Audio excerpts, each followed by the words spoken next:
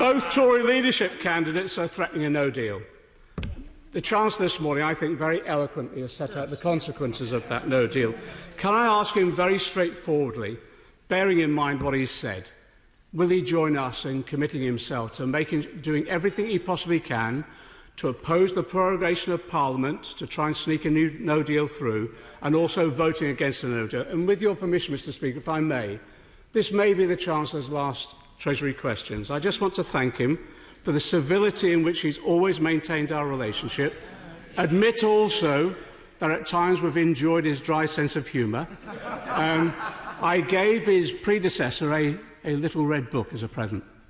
We have another red book. But this is a guide to London's rebel walks, and we hope he'll enjoy it in his leisure periods. The Chancellor of the Exchequer. Well, let me say, first of all, it's very kind of the right honourable gentleman, and I much prefer this little red book to the one that he gave to my predecessor, although I have to say I haven't read this one and I have read the other one.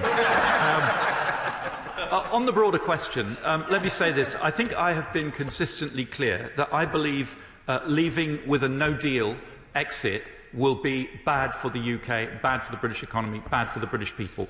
We cannot, however, rule out that that could happen because it is not entirely in our hands. But I do agree with him that it would be wrong for a British government to seek to pursue no deal as a policy, and I believe that it will be for the House of Commons, of which I will continue proudly to be a member, to ensure that that doesn't happen.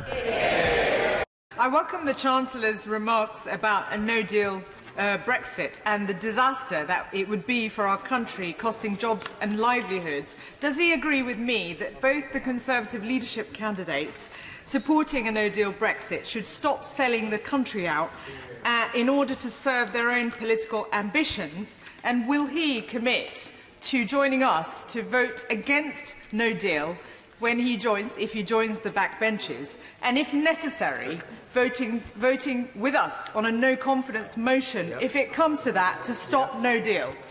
Councillor. I think at this stage in my career, Mr Speaker, I won't speculate on my future actions. What I would say is that a no-deal, the government's analysis shows that a no-deal exit would mean that all the regions, nations and sectors of the UK's economy would have lower economic output compared to today's arrangements and compared to the white paper scenario that the government set out. And it is important that we all understand that preparing for no deal, which is a perfectly sensible thing to do because it might happen to us without our volition, preparing for no deal is not the same as avoiding the effects of no deal.